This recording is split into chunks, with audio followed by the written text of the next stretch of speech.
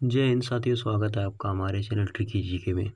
तो एनटीपीसी के एग्जाम आज फर्स्ट शिफ्ट का जितने भी क्वेश्चन आए थे जीके जीएस के, उस सब का हम आंसर बताने वाले हैं एकदम 100%। तो चलिए क्लास को शुरू करते हैं। आज का हमारा पहला प्रश्न है, WPL 2025 का खिताब किसने जीता है? तो आंसर है, मुंबई ने दिल्ली को 8 रनों से हराकर जीता है। किसने जीता है? तो मुंबई ने। अगला सवाल है, 2025 में भारत के CAG कौन है? तो ये संजय मूर्ति। कौन है? संजय मूर्ति है। अगला सवाल पूछा गया था, पूर्वी तट रेखा भारत के किन किन राज्यों को जोड़ती है? तो किन किन राज्यों को जोड़ती है? पश्चिम बंगाल को, उड़ीसा को, आंध्र प्रदेश को और तमिलनाडु को जोड़ती है। चलिए अगले सवाल की ओर बढ़ते हैं। अगला सवाल पूछा गया था, पाइका विद्रोह कहाँ हुआ था? तो पाइका विद्रोह उड़ीसा में 1817 में बख्शी जगबंधु के नेतृत्व में किया गया था। अगला सवाल पूछा गया था, हाल ही में किस देश ने चीन की belt and road initiative BRI से हटने का फैसला किया? तो ये पनामा था। कौन था? पनामा। अगला सवाल पूछा गया था, वेदांत कॉलेज की स्थापना किसके द्वारा की गई थी? तो राजा राम मोहन राय के द्वारा 1825 में की गई थी। अगला सवाल पूछा गया था, 97वां संविधान संशोधन के तहत कौन सा अनुच्छेद जोड़ा गया था?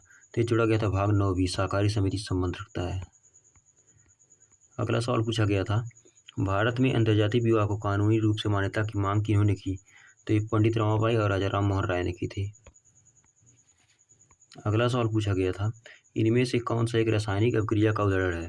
तो रासायनिक अभिक्रिया के बारे में पूछा है, तो इसमें ऑप्शन अलग अलग हो सकते हैं, परंतु रासायनिक अभिक्रिया कुछ उदाहरण ये हैं, दूध से दही का बनना, मोमबत्ती का जलना, लोहे पर जंग लगना, भोजन का पाचन और पौधे का प्रकाश संश्लेषण, ये सब रासायनिक अभिक्रिया के उदाहरण हैं। अगला सवाल पूछा गया था, इनमें से कौन CPU का भाग नहीं है? तो CPU के भाग ALU होता है, CU होता है, रजिस्टर होता है, D माउस नहीं होता है CPU का भाग। अगला सवाल पूछा गया था, अगला सवाल, भारत में निम्नलिखित में से कौन सा शहर 24 डिग्री के ऊपर है? तो 24 डिग्री के ऊपर वाले जो प्रमुख शहर हैं, दिल्ली है, भोपाल है, लखनऊ है और ये जयपुर है। तो अगले सवाल की ओर बढ़ते हैं।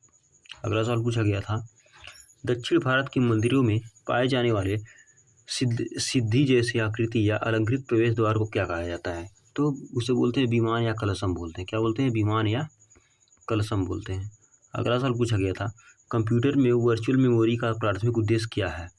तो कंप्यूटर को रैम में भौतिक रूप से उपलब्ध मेमोरी से अधिक मेमोरी का उपयोग करने में सक्षम बनाना, यही प्राथमिक उद्देश्य है।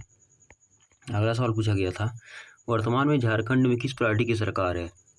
तो झारखंड में JMM की सरकार है। किसकी? JMM पार्टी की।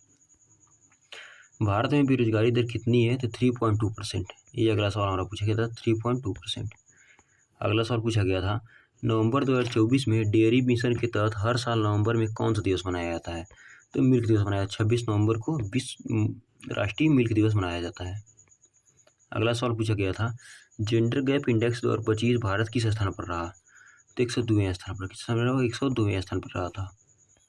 अगला सवाल पूछा गया था, अनुच्छेद 32 में क्या कहा गया है? तो अनुच्छेद 32 में कहा गया है, रीट के बारे में बताया गया है, सभी व्यक्ति को अपने मौलिक अधिकारों के प्रवर्तन के लिए सुप्रीम कोर्ट में जाने का अधिकार है।